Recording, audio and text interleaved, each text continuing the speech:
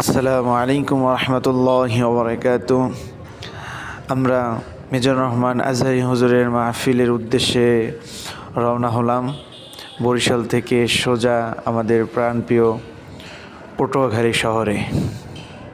সফর সফর শহর শহর রোজানা রোজানা, সময় কখন কোথায় দাঁড়ায় অজানা অজানা। আলহামদুলিল্লাহ, আমরা অবশেষে এসে পড়েছি আমাদের বরিশালের মধ্যে অনেক সুন্দর একটি জায়গা, ব্রিজ, লেবুখালী ব্রিজ, যা দেখার মতো একটা জায়গা। যে কেউ বরিশাল আসলে অবশ্যই এখানে আসবেন। সেখানে আমরা কিছুক্ষণ নামলাম, সেখানে কিছু দৃশ্য বা নদীর যা সুন্দর দৃশ্য, অনেক সুন্দর, যা দেখার মতো। এরকম দৃশ্য অনেক জায়গায় পাওয়া যায় না, বা শীত, তার জন্য অনেক সুন্দর লাগতেছে এরকম একটা দৃশ্যতে।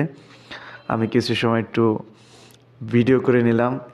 এখানে আসলে যে কারোর একটু হলেও ভিডিও বা ছবি তুলতে মন চাইবে, যার মন চায় না ইনশাল্লাহ তারও চাইবে আশা করি। যা দেখার মতো একটা জায়গা, অনেক সুন্দর, বা ব্রিজের যা ডেকোরেশন বা সব কিছু মিলে অনেক সুন্দর একটা জায়গা। অবশেষে আমাদের মাহফিলের উদ্দেশ্যে আমরা আবার রওনা হলাম, যা এখান থেকে আর অল্প একটু দূরে, যা বেশি দূর না। জীবনের প্রতি পাঠে একা একা চলি পথে, আর চলে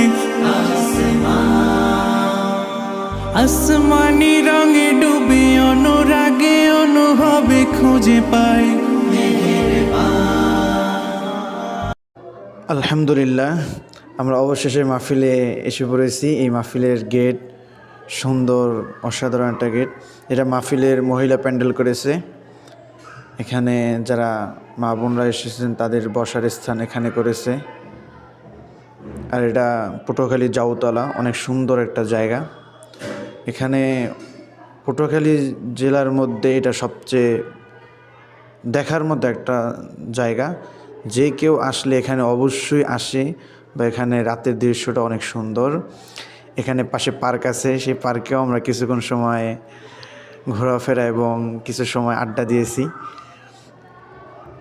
এই পার্কটা অনেক সুন্দর। এখন বর্তমান এখানে কিছু বইমেলা হয়েছে এবং পার্ক মাহফিলের জন্য এটা উন্মুক্ত ছিল।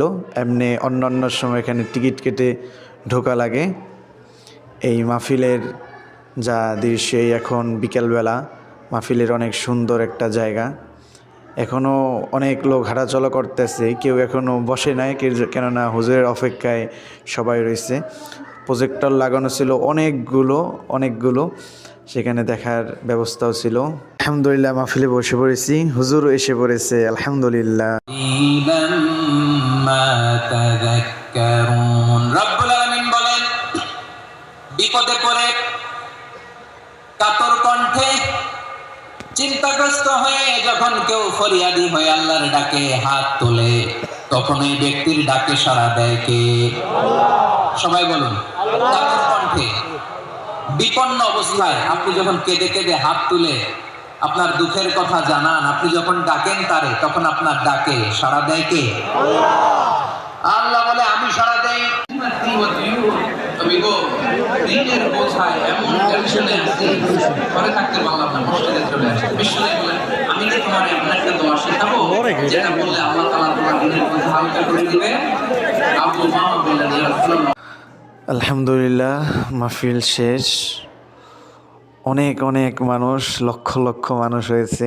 8টা মাঠ নেছে, 8টা মাঠ ভরে গেছে আলহামদুলিল্লাহ। রাস্তা তো ভরছেই। অনেক সুন্দর লেগেছে হুজুরকে অনেক সামনে থেকে দেখে। এটা পটুয়াখালী জাউতলা। এখানে আসলে অবশ্যই আপনারা আসবেন ঘোরার জন্য, কেননা এটা পটুয়াখালীর মধ্যে অনেক সুন্দর একটি জায়গা।